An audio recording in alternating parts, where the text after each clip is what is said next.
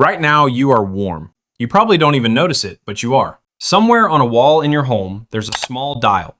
And the moment the air dips below a certain point, a machine switches on and solves the problem before your body even has a chance to complain. You move from a heated house into a heated car into a heated building, and the coldest moment of your entire day is likely the few seconds it takes to cross between them. Winter, for you, is a minor hassle. It's scraping frost off a windshield. It's grabbing a thicker coat. It's grumbling that the sun goes down too soon. But for nearly all of human history, winter wasn't a hassle at all. Winter was the season built to end you, and it never attacked from just one angle. It came at you from 4 directions at once. The cold could finish you off. The hunger could finish you off. The animals could finish you off. And the long, black, endless nights could wear you down before any of the others got their chance. So here's the real question.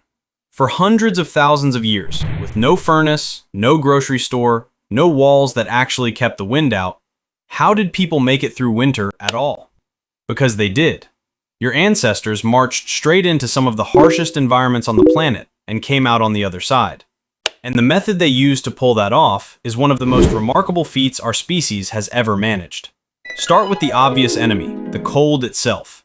Here's a fact that surprises most people. The human body is a tropical machine.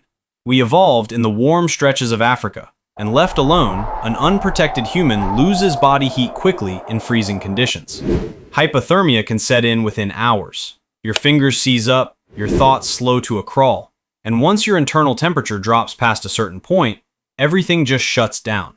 No claws, no thick coat of fur, no built-in insulation to speak of. By any reasonable measure, we're among the worst designed large animals on Earth for enduring a brutal winter. And yet, humans didn't merely survive the cold, they marched directly into it.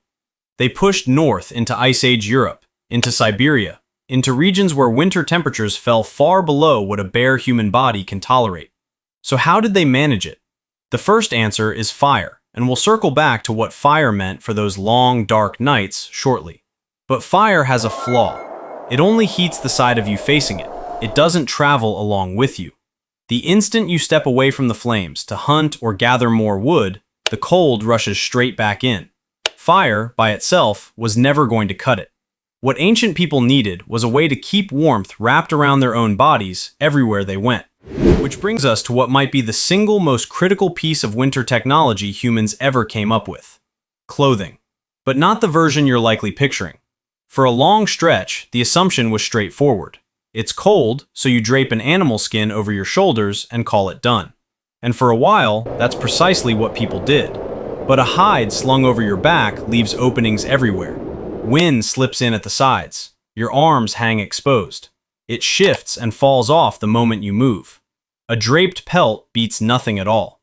But in a genuine winter, beating nothing still gets you killed. The real leap forward was learning to cut hides into sections and stitch them back together into shapes built to match the human body. Fitted sleeves, closed seams, a garment that sealed a pocket of warm air right against your skin and held it there no matter how much you moved. That's the gap between a blanket and a coat. But here's the catch. To pull this off, you need a needle. Not any old needle, one with an eye, a tiny opening for thread. This is a genuinely tricky object to produce. You take a splinter of bone, grind it down to a fine point, then bore a hole through it, small enough to be delicate but sturdy enough not to shatter. Researchers have uncovered bone needles like this dating back more than 40,000 years, with some finds pushing even further back. These aren't crude accidents, they're precise, intentional tools, and whoever crafted them knew exactly what job they were built for. The thread itself also came from the animal. Sinew, the tough connective fiber linking muscle to bone, could be pulled free, dried out, and used to bind hides into something that would hold. Layer a garment like that with fur facing inward against the body, and suddenly a human being could stand in air cold enough to kill and remain alive inside a private bubble of warmth. Sewn clothing wasn't a luxury. It was the technology that let our species step outside the warm continent it evolved in and colonize the coldest corners of the planet. Take away the needle and the thread, and there's no human population surviving an Ice Age Siberian winter. So now you're warm enough. You can move, work, hunt, but the light is fading, the temperature is still falling, and a second problem shows up that no coat can fix. You need somewhere to make it through the night. The obvious answer is a cave, and caves genuinely make